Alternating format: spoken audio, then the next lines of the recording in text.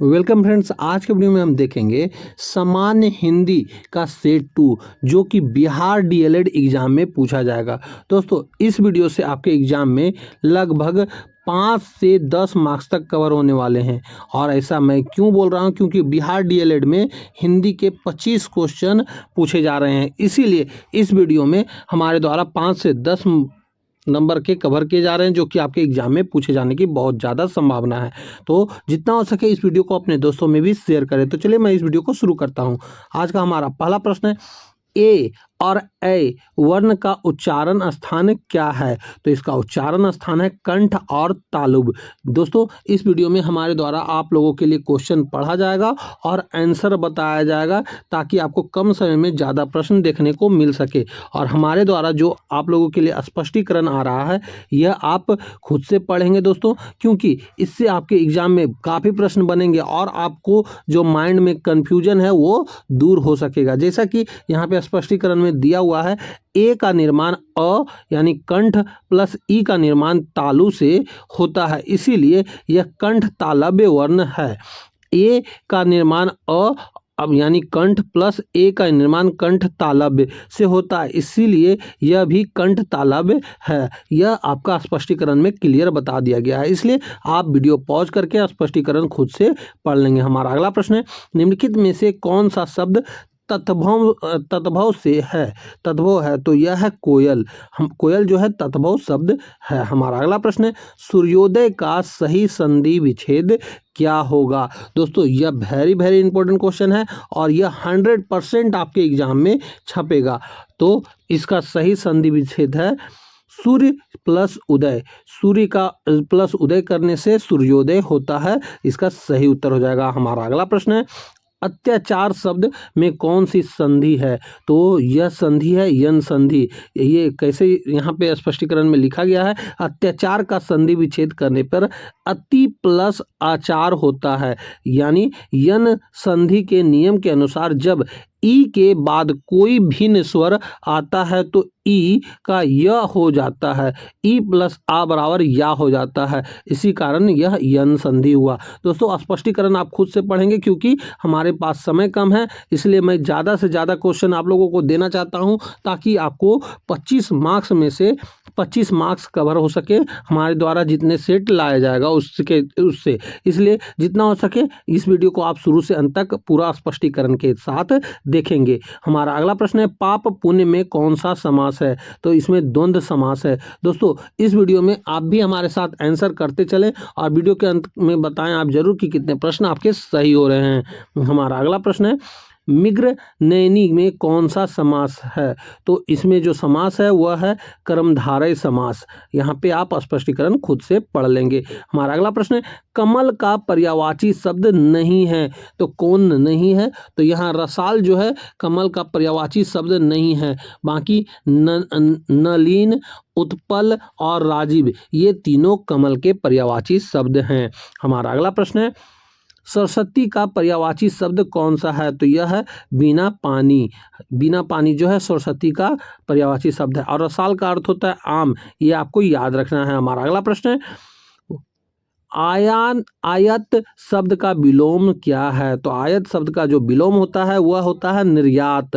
हमारा अगला प्रश्न है, प्रत्यक्ष का विलोम शब्द है। दोस्तों, यह क्वेश्चन 100% आपका एग्जाम में छपने वाला है, इसलिए इसे आप याद रखिएगा। प्रत्यक्ष का विलोम क्या होता है? तो इसका विलोम होता है परोक्ष।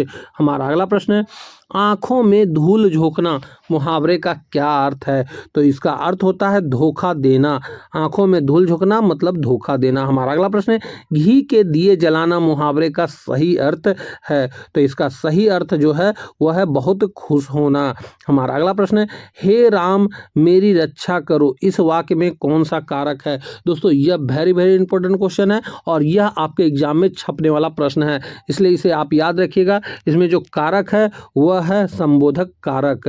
हे, अरे, ये सब संबोधक कारक होते हैं, ये आपको याद रखना है। यहाँ पे हमारे द्वारा स्पष्टीकरण में बता दिया गया है, इसका चिन्ह होता है हे, अरे, ओ, ये सब संबोधक कारक का चिन्ह है। हमारा अगला प्रश्न है, राजा ने गरीबों को कंबल दिए, इस वाक्य में गरीबों को में कौन सा कारक है? तो इसमें जो कारक है यह है संप्रदान कारक। ये सारे के सारे प्रश्न हूबहू आपके एग्जाम में पूछे जाएंगे दोस्तों, इसलिए जितना हो सके इस वीडियो को आराम से और 2-3 बार एग्जाम देने से पहले जरूर देख लें, ताकि आपको सारे प्रश्न याद हो सकें। निम्नलिखित में से पुल्लिंग शब्द कौन सा है? तो यहाँ पे पुल्लिंग शब्द है घी। घी पुल्लिंग शब्द है, ये आपको याद रखना है। जबकि नदी बहती है, रोटी जली है, टोपी पहनी आती है, ये सब स्त्रीलिंग वर्ड है। नेता शब्द का स्त्रीलिंग रूप क्या होता है? तो नेत्री होता है, ये आपको याद रखना है। और यह भी क्वेश्चन आपके एग्जाम में 100% छपेगा ही दोस्तों, इसलिए आप इसे याद रखेंगे। नेता का स्त्रीलिंग नेत्री होता है। हमारा अगला प्रश्न है, जो पहले कभी ना हुआ हो के लिए एक शब्द है, तो यह है अभूतपूर्व। जो पहले कभी नहीं हुआ है वह अभूतपूर्व होता है। हमारा अगला प्रश्न है, जो कहा ना जा सके के लिए एक शब्द है, तो यह इसका एक शब्द होगा अकथनीय। जो कहा ना जा सके अकथनीय होता है। हमारा अगला प्रश्न है, राजपुत्र शब्द में कौन सा समास है? तो इसमें तत्पुरुष समास है। दोस्तों इस वीडियो में जो भी प्रश्न हमारे द्वारा लेके आ गए हैं वो सारे के सारे प्रश्न आपके एग्जाम में छपने वाले हैं और हूबहू ऑप्शन के साथ छपेंगे, इसलिए इस वीडियो को जितना हो सके आप 2 से 3 बार एग्जाम देने से पहले जरूर देख लें, क्योंकि इस वीडियो से आपके एग्जाम में स्पष्टीकरण आप देख लेते हैं तो लगभग 15 मार्क्स तक कवर होने वाले हैं। इसलिए जितना हो सके इस वीडियो को शुरू से अंत तक जरूर देखें। और यदि आप हमारे द्वारा जो 10 सेट पूरा लाया जा रहा है लगातार, ये 10 सेट देख लेते हैं एग्जाम से पहले, तो आपके 25 मार्क्स इससे बाहर नहीं जाने वाले हैं। इसलिए इस वीडियो को शुरू से अंत तक आप जरूर देखें। हमारा अगला प्रश्न है, बेईमान शब्द में कौन सा उपसर्ग है? तो यह है बे। बे जो है बेईमान शब्द में उपसर्ग होता है। हमारा अगला प्रश्न है, धुंधला शब्द में कौन सा प्रत्यय होता है? तो धुंधला में जो प्रत्यय है ला प्रत्यय है। धुंधला शब्द धुंध में ला प्रत्यय जुड़ने से बना है, इसलिए ला प्रत्यय है इसमें। हमारा अगला प्रश्न है, स्पर्श व्यंजनों की संख्या कितनी होती है? तो ये आप याद रखिएगा और डायरेक्ट यह क्वेश्चन छपने वाला है आपके एग्जाम में। तो यह 25 है स्पर्श व्यंजनों की संख्या, ये आपको याद रखना है। हमारा अगला प्रश्न है, इसमें से अंतः अस्तत व्यंजन कौन सा है? तो यह अंतः अस्तत व्यंजन जो है यह है य र ल व। यह अंतः अस्तत व्यंजन है दोस्तों, इसे आप याद रखिएगा। यह भी आपके एग्जाम में छपने वाला प्रश्न है, किसी न किसी शिफ्ट में यह एग्जाम में छपेगा ही, इसलिए इसे आप याद रखिएगा। स्पष्टीकरण में क्या लिखा हुआ? य र ल व। इन 4 व्यंजनों को अंतः अस्तत व्यंजन कहा जाता है, क्योंकि इनका उच्चारण स्वर और व्यंजन के बीच का होता है, इसलिए इसे अंतः अस्तत व्यंजन कहा जाता है। हमारा अगला प्रश्न है, नाक पर सुपारी तोड़ना का अर्थ क्या है? तो इसका अर्थ होता है बहुत परेशान करना। हमारा अगला प्रश्न है, निम्नलिखित में से शुद्ध वर्तनी वाला शब्द कौन सा है? दोस्तों यह प्रश्न भी आपके किसी न किसी शिफ्ट में 100% छपेगा। VVI इंपॉर्टेंट क्वेश्चन लगा लीजिए, वेरी वेरी इंपॉर्टेंट क्वेश्चन। तो इसका सही जो लिखा हुआ शुद्ध वर्तनी क्या है? उ आधा ज वल होता है, यानी कि ऑप्शन नंबर डी में जो लिखा गया है यह बिल्कुल सही है, इसे आप याद रखिएगा। और उज्ज्वल एकदम हूबहू एग्जाम में यही प्रश्न आपके छपने वाले हैं। हमारा अगला प्रश्न है, होनहार बिरवान के होते चिकने पात लोकोक्तियाँ का क्या अर्थ है? तो इसका सही अर्थ होता है होनहार बालक के गुण बचपन में ही दिखाई देने लगते हैं, इसका सही उत्तर हो जाएगा, यानी ऑप्शन नंबर सी। और यहाँ पे उज्ज्वल का जो संधि विच्छेद किया जाएगा तो इसे आप याद रखिएगा, उत जोड़ ज्वल होता है, इसका संधि विच्छेद, तो इसलिए इसे आपको याद रखना हो सकता है संधि विच्छेद में भी उज्ज्वल का दे सकता है। हमारा अगला प्रश्न है, करुण रस का स्थायी भाव क्या है? तो इसका स्थायी भाव होता है शोक। हमारा अगला प्रश्न है, पीपर पात सरिस मन डोला में कौन सा अलंकार है? तो इसमें जो अलंकार है यह उपमा अलंकार है, इसको आपको याद रखना है और यहाँ पे स्पष्टीकरण में आप वीडियो पॉज करके खुद से पढ़ लेंगे। हमारा अगला प्रश्न है, चरण कमल बंदो हरि राई में कौन सा अलंकार होता है? तो इसमें जो अलंकार है वह है रूपक अलंकार, और स्पष्टीकरण को आप खुद से पढ़ लेंगे, क्योंकि स्पष्टीकरण से आपके दोस्तों लगभग सारे प्रश्न बनेंगे और स्पष्टीकरण यदि आप पढ़ लेते हैं तो सारे क्वेश्चन आपको समझ में भी आने लगेंगे, यदि आप शुरू से नहीं भी पढ़े हो तो। इसलिए इन स्पष्टीकरण को आप पढ़ लेंगे और इससे जितने भी प्रश्न बनेंगे आपको पता ही चल जाएगा एग्जाम में।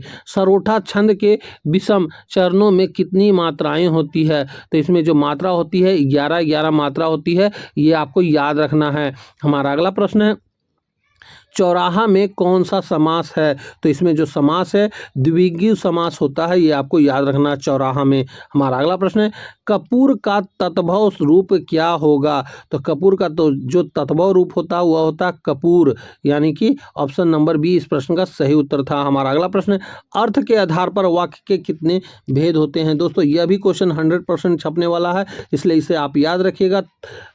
अर्थ के आधार पर वाक्य के कितने भेद हैं? तो इसमें 8 भेद होते हैं। कौन कौन? तो ये आपको याद रखना है विधानवाचक, निषेधावाचक, प्रश्नवाचक, विस्मयादि वाचक, आज्ञावाचक, इच्छावाचक और संदेहवाचक और संकेतक वाचक। इस अर्थ के आधार पे 8 भेद हैं। हमारा अगला प्रश्न है मैं चाहता हूं कि तुम डॉक्टर बनो, यह कौन सा वाक्य है? तो यह वाक्य है मिश्रित वाक्य। हमारा अगला प्रश्न है बादल गिरे और मोर नाचने लगे, यह कौन सा वाक्य है? तो इसका वाक्य जो है यह संयुक्त वाक्य है, ये आपको याद रखना है। स्पष्टीकरण में आप खुद से पढ़ेंगे दोस्तों, इससे काफ़ी प्रश्न बनने वाले हैं। बिहारी किस राजा के दरबारी कवि थे? तो यह थे जय सिंह के। हमारा अगला प्रश्न है पद्मावत किसकी रचना है? तो यह जायसी की रचना है, ये आपको याद रखना है। हमारा अगला प्रश्न है ईदगाह कहानी के रचनाकार हैं? तो यह हैं प्रेमचंद्र। हमारा अगला प्रश्न है छायावाद के प्रवर्तक का नाम है? तो यह है जयशंकर प्रसाद। हमारा अगला प्रश्न है भारत की राजभाषा क्या है? तो यह है हिंदी। हमारा अगला प्रश्न है और ये कौन सा संविधान अनुच्छेद में होता है? तो 343 का 1 में होता है।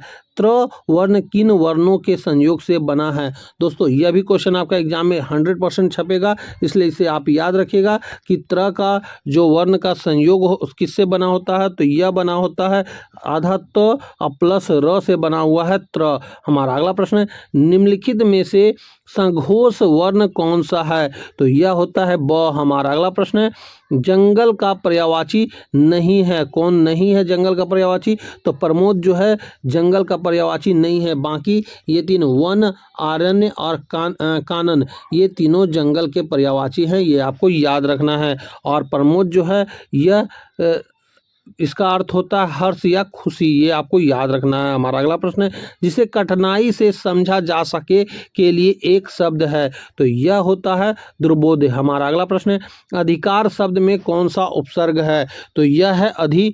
हमारा अगला प्रश्न है रौद्र रस का स्थायी भाव क्या है? तो इसका स्थायी भाव होता है क्रोध। हमारा अगला प्रश्न है मधुर मधुर मेरे दीपक जल में कौन सा अलंकार है? तो इसमें अलंकार होता है पुनरुक्ति प्रकाश। हमारा अगला प्रश्न है वह लिखता है इस वाक्य को कर्मवाचक में बदलिए। तो इसे कर्मवाचक में बदलने के लिए उससे लिखा जाता है, यह सही हो जाएगा।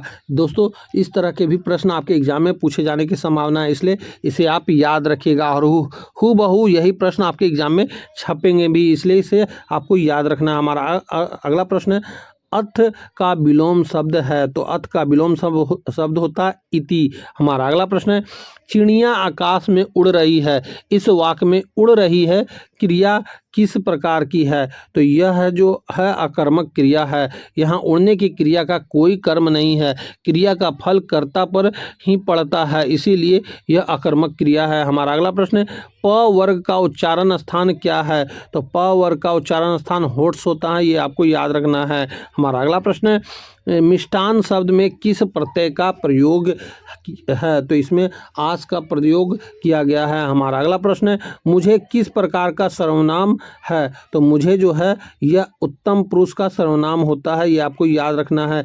चारपाई कैसा शब्द है? तो यह योग रूढ़ है, ये आपको याद रखना है। दोस्तों यह भी क्वेश्चन 100% आपके एग्जाम में छपेगा, इसलिए इसे आप याद रखिएगा। हमारा अगला प्रश्न है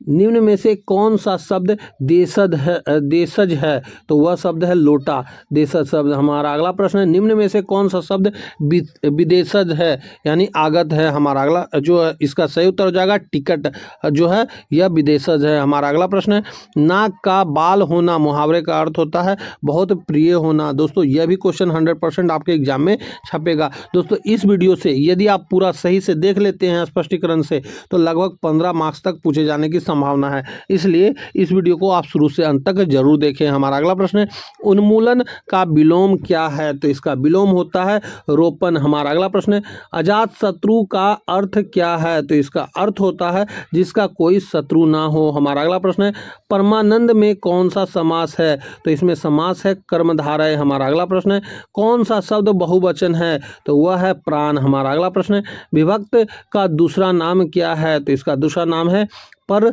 सर्ग। हमारा अगला प्रश्न है, वीर रस का स्थायी भाव क्या होता है? तो इसका स्थायी भाव होता है उत्साह। हमारा अगला प्रश्न है, कवि कालिदास की अभिज्ञान शकुंतलम का हिंदी अनुवाद किसने किया था? तो यह किया गया था राजा लक्ष्मण सिंह के द्वारा। हमारा अगला प्रश्न है, रानी केतकी की कहानी के रचयिता हैं? तो इसके रचयिता हैं ईसा अल्लाह खां। हमारा अगला प्रश्न है, चिंतामणि किसका निबंध संग्रह है? तो यह है रामचंद्र शुक्ल का। हमारा अगला प्रश्न है, नगरी प्रचारिणी सभा की स्थापना कहाँ हुई थी? तो यह हुआ था वाराणसी काशी में। हमारा अगला प्रश्न है, श्रृंगार रस का स्थायी भाव क्या है? तो इसका स्थायी भाव जो होता है यह होता है रति। हमारा अगला प्रश्न है, जो क्रिया अभी अभी समाप्त हुई हो उसे क्या कहते हैं? वह कहा जाता आसान भूतकाल। हमारा अगला प्रश्न है, निम्न में से कौन सा एक यौगिक शब्द है? तो यह है पाठशाला। हमारा अगला प्रश्न है, भाषा के आधार पर भारतीय राज्यों की पुनः संरचना कब की गई थी? तो यह किया गया था 1956 में। हमारा अगला प्रश्न है, तालबी स और दंती स और ह कौन से व्यंजन कहलाते हैं? तो यह उष्म व्यंजन कहलाते हैं। हमारा अगला प्रश्न है, इनमें से किस शब्द में वर्ण संबंधित अशुद्धि है? तो वह है अनाधिकार, इसमें वर्ण संबंधित अशुद्धि है। बाकी स्थान सही है, अमृत सही है, अनुकूलन सही है। हमारा अगला प्रश्न है, छ ध्वनि का उच्चारण स्थान क्या है? तो इसका उच्चारण स्थान होता है तालव्य। हमारा अगला प्रश्न है, जिसके पास कुछ ना हो के लिए उपयुक्त शब्द है? तो वह है अकिंचन। हमारा अगला प्रश्न है, रंगभूमि किसकी रचना है?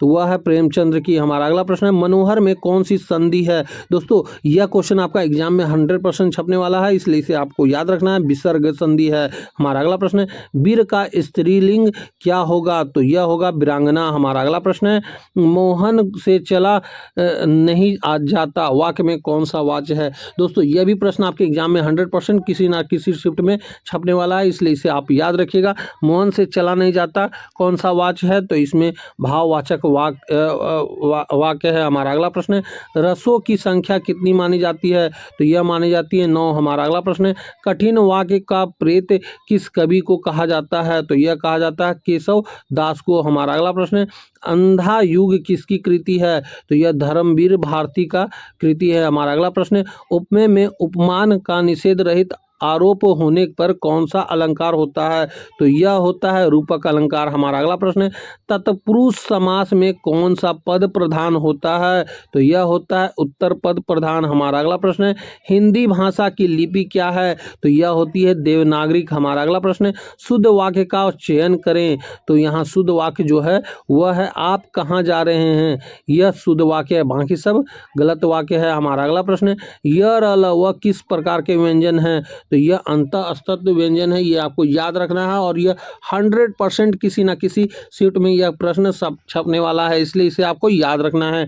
हमारा अगला प्रश्न है, कान भरना मुहावरे का अर्थ होता है, मतलब चुगली करना होता है। हमारा अगला प्रश्न है, सूर्योदय में प्रयुक्त संधि का नाम क्या है? तो वह संधि का नाम होता है गुण संधि। हमारा अगला प्रश्न है, अनवत का विलोम शब्द है तो उन्नत होता है। हमारा अगला प्रश्न है, तरुण का विपरीत शब्द बताइए। तो यह होता है वृद्धि। हमारा अगला प्रश्न है, जो व्याकरण जानता है के लिए एक शब्द है, तो वह है व्याकरण। हमारा अगला प्रश्न है, उसने परिश्रम तो बहुत किया किंतु सफलता नहीं मिली, यह कौन सा वाक्य है? तो यह संयुक्त वाक्य है। हमारा अगला प्रश्न है, निम्न में से किस शब्द में उपसर्ग का प्रयोग हुआ है? तो उपकार में उपसर्ग का प्रयोग हुआ है। उपकार शब्द में उप प्लस कार का से बना है, जिसमें उपसर्ग होता है। हमारा अगला प्रश्न है, इनमें से कौन सी जातिवाचक संज्ञा से भाववाचक संज्ञा बनाया गया है? तो वह है बुढ़ापा। बुढ़ापा भाववाचक संज्ञा, बूढ़ा जातिवाचक संज्ञा है। हमारा अगला प्रश्न है। ढिंढोरा पीटना मुहावरे का अर्थ है, तो बातों को प्रचारित करना होता है। हमारा अगला प्रश्न है। खटमल शब्द का शब्द है, तो यह पुल्लिंग शब्द है। खटमल काटता है, यह पुल्लिंग शब्द है। हमारा अगला प्रश्न है। मगही किस उपभाषा की बोली है, तो यह है बिरहारी की। हमारा अगला प्रश्न है। गमन किसका उपन्यास है, तो यह प्रेमचंद्र का उपन्यास है। हमारा अगला प्रश्न है और इस वीडियो का आखिरी प्रश्न है। दोहा और रोला को क्रम से मिलाने पर कौन सा छंद बनता है, तो यह बनता है कुंडलिया। हमारा जो इस वीडियो का यही आखिरी प्रश्न था और टोटल इस वीडियो में हमारे द्वारा 100 प्रश्न लाए गए और लगभग इस वीडियो को यदि आप शुरू से अंत तक देख लेते हैं तो 5 से 10 मार्क्स जरूर आपके लड़ने वाले हैं। इसलिए जितना हो सके इस वीडियो को 2 से 3 बार आप जरूर देख लें और अपने दोस्तों में भी इस वीडियो को शेयर कर दें। और यदि अब तक आप हमारे चैनल से नहीं जुड़े हैं तो हमारे चैनल को सब्सक्राइब करके जुड़ जाएं ताकि आगे आने वाले वीडियो का नोटिफिकेशन आपको मिल सके। तो यहीं पे हमारा यह वीडियो समाप्त होता है। अब मिलेंगे हम आपसे अगले वीडियो में, तब तक के लिए जय हिंद, वंदे मातरम।